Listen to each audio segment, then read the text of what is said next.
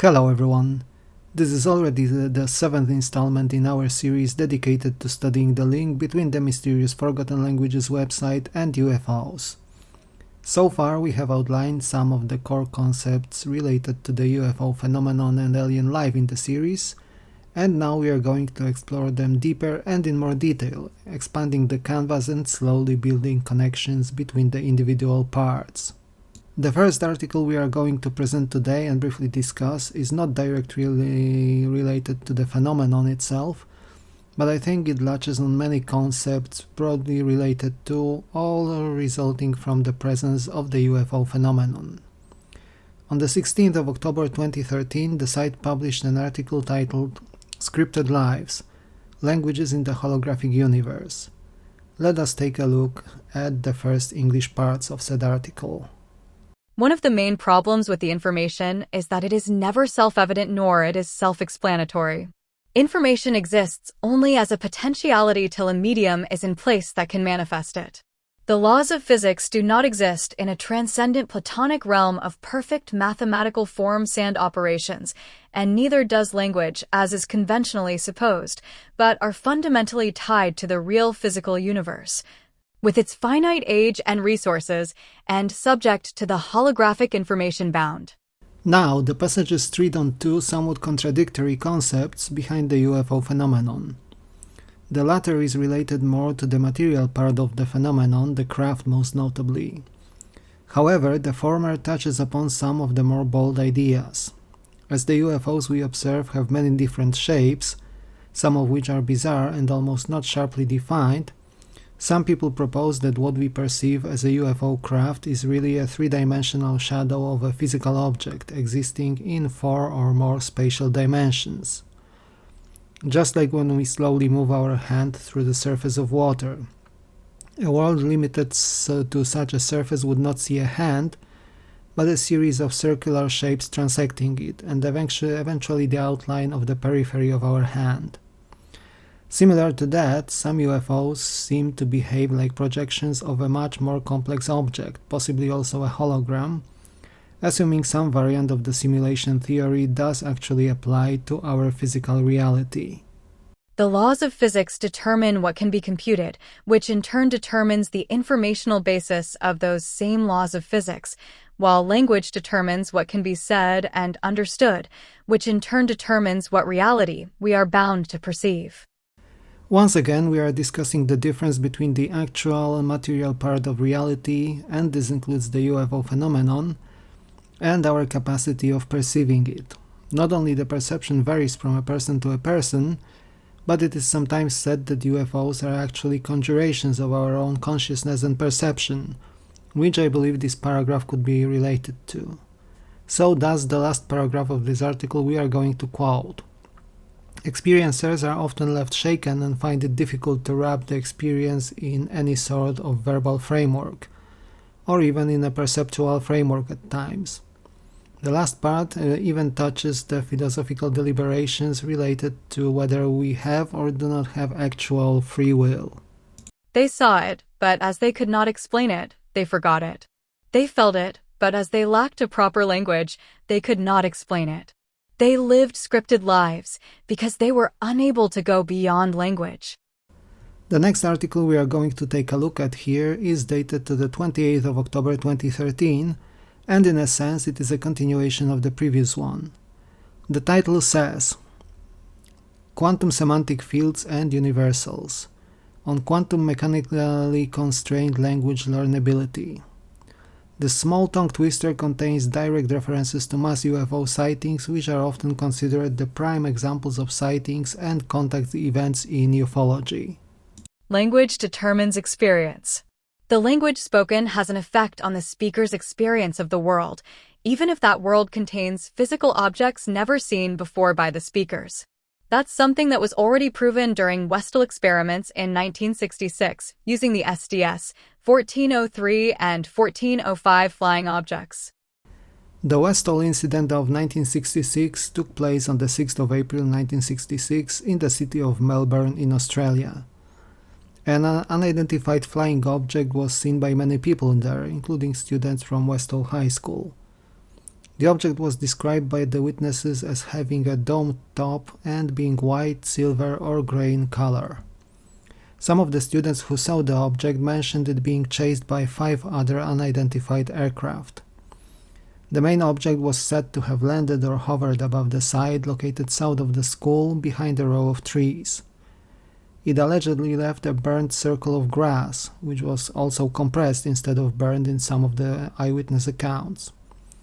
The Australian military and the press visited the field but officially did not record anything of interest. The newspapers described the event as a balloon released by the local weather office. Still, many of the students, now at a respectable age, continue to claim that the object was anomalous and did not behave like any conventional aircraft. Another passage of the text is related to another famous UFO event, as we will see in a moment. The 1994 perceptual experiment carried out in the Ariel School in Zimbabwe clearly points out to the fact that the brain will collapse in trying to explain a previously unknown object if that explanation is to be based on linguistically acquired categories. It also points out that those categories are acquired in the early stages of human brain development as the subjects exposed to the SDS 1405 artifact were carefully selected within the age range required for this hypothesis to be tested. The event took place on the 16th of September 1994 at the aforementioned Ariel School located in Ruwa, Zimbabwe. 62 students of the school, with their ages between 6 and 12, have witnessed an unidentified flying object reported as having a saucer shape, which landed at the edge of the school grounds. The students reported beings having disembarked from the craft and sent a telepathic message, obliging the children to take care of the world, aim at its disarmament, and care for the environment. This curious case was studied by John Mack, a psychologist from the Harvard University, who studied UFO cases from the psychological angle in 1980s and 1990s.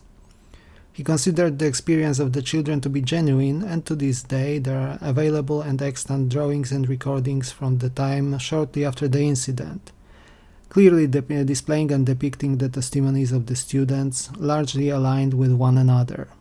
What is interesting in this article is the notion that both of those mass events have been engineered as an experiment involving human perception and reactions to something anomalous. The big and unanswered question here remains: by whom? Who would have the technological capacity for something like this? Aliens are an obvious option, but could it also be ours? Those questions regarding human perception and our ability to replicate it are touched upon in the next article published on the 10th of November, titled Mind Vortex: Generating Thought Without the Brain Through XViS.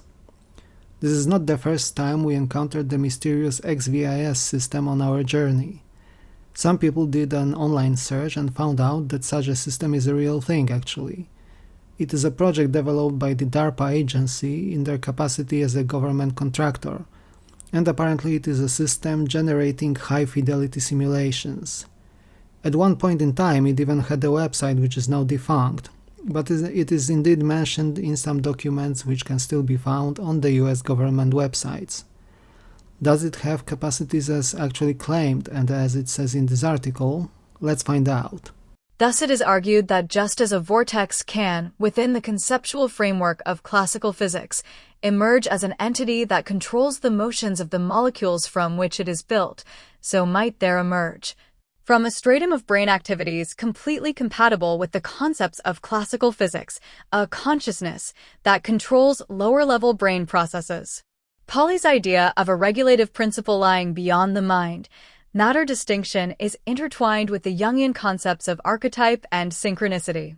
Synchronicity refers to the occurrence of representations of archetypes in meaningful coincidences that defy causal explanation. Pauli apparently believed, perhaps on the basis of his own experience, that the synchronistic aspects of nature identified by Jung were sufficiently striking to place them beyond the bounds of explanation in terms of pure chance. These descriptions hint at some high-level perception manipulation. Let's pause here and consider something. That which we usually refer to as reality is in fact a simulation generated by our brains and nervous systems. We do not really see objects as they are, but experience their simulation generated by our brain. We do not see the actual electromagnetic radiation comprising colors, but its representation generated in our nervous system. The XViS system, presented by Forgotten Languages, seems to be a system capable of high-level engineering of human perception, influencing it on quite some fundamental levels, to the point of generating false realities altogether. Thus, PK can affect only outcomes about which the physicist is not certain, and it does nothing that is impossible according to conventional physics. It merely changes the probabilities for possible outcomes. This weak violation hypothesis links psi in a quite specific manner to quantum theory and implies already some non-causal element. The quantum universe tends to create meaning.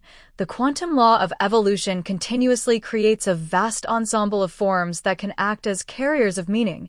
It generates a profusion of forms that have the capacity to sustain and refine themselves. The topic of psi or psionics, which is recently quite hot in the UFO circles, is also mentioned here.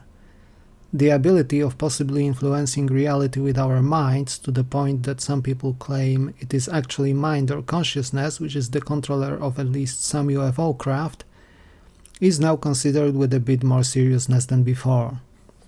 These considerations suggest that consciousness may actually comprise the base layer of reality, and space, time and matter are only creations of consciousness, possibly a hologram created by it, as some emergent properties of one permeating everything field of consciousness.